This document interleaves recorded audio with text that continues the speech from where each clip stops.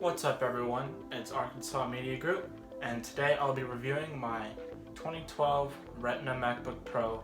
Yes, the very first one that came out in 2012. So I'll be comparing it to today's computing standards, and let's get into it. With WWDC 2017 right around the corner, the mid-2012 original Retina MacBook Pro has now been released for 5 years. I used it as my main machine for my first year of ownership before switching to a 5K iMac. However, I still use this machine daily for schoolwork. I purchased my MacBook Pro about 2 years ago, so I'm not the original owner. But with the prices on these machines getting lower, is it worth picking up 5 years later? My MacBook Pro features an Ivy Bridge i7 at 2.3 GHz, 8 GB of RAM, a GT 650M with 1 GB of memory, and a 256 GB PCIe SSD. Although these specs seem pretty normal nowadays, this was top-notch back in the day, and this model retailed for over $2,500. It is still running the latest Mac OS Sierra, and I found that this computer is comparable to any sub-$800 PC laptop on the market today. Now I want to stack it to some of my daily tasks. First, web browsing. This computer can handle any browser of your choosing and play 4K YouTube videos with no issues. It's great for checking email or any other productivity task. This is pretty much a given, as any computer made within the last decade can surf the internet pretty well. Next, storage and connectivity. The original 256 GB SSD is okay for a few things, but as you can see, mine is nearly full after my first year of college. Keep in mind, if you are using large files from Photoshop or Premiere, that your SSD will fill up pretty quick.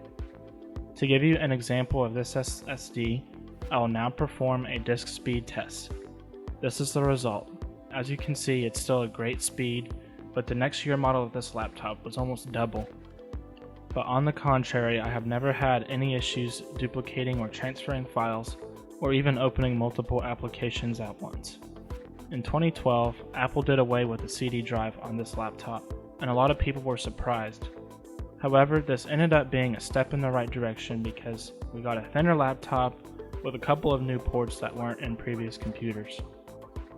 We got 2 Thunderbolt 1 ports, 2 USB 3 ports, headphone jack, SD card reader, and HDMI.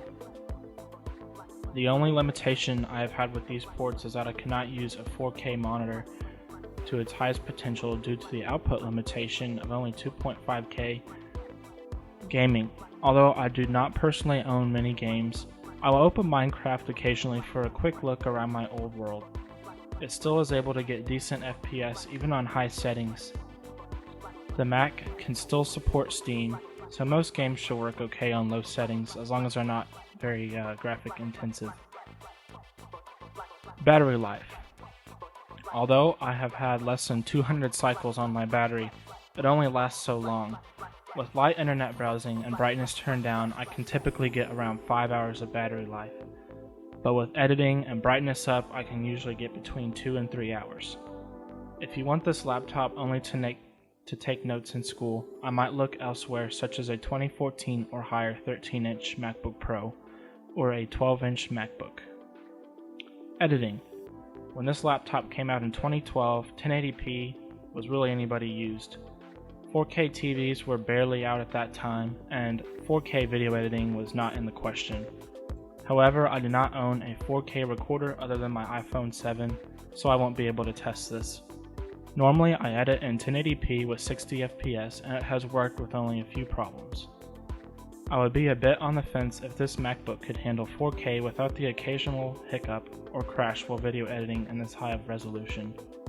I have no doubt that this computer could handle it, but it might take hours compared to the recently released MacBook Pro or a high-end PC. Even though this computer can handle each of these tasks well on their own, I find its limitations with the amount of RAM it has. 8 GB is simply not enough when having multiple Pro programs open at the same time, which is sometimes necessary when working on projects in my area of study. This computer has the processing power to carry out modern tasks such as internet browsing, pro editing, and light gaming. If you want a crisp Retina display but don't want to pay $2,500 for a brand new one, this laptop might be for you. But if you are a serious multitasker with several applications open, I would advise going with a newer machine with at least 16GB of RAM. This laptop has been great for me in school so far, and it's not going anywhere yet. That's it for me, everyone. I hope this video was helpful in helping you decide if this laptop is right for you. Be sure to subscribe and like for more Mac videos. Peace out.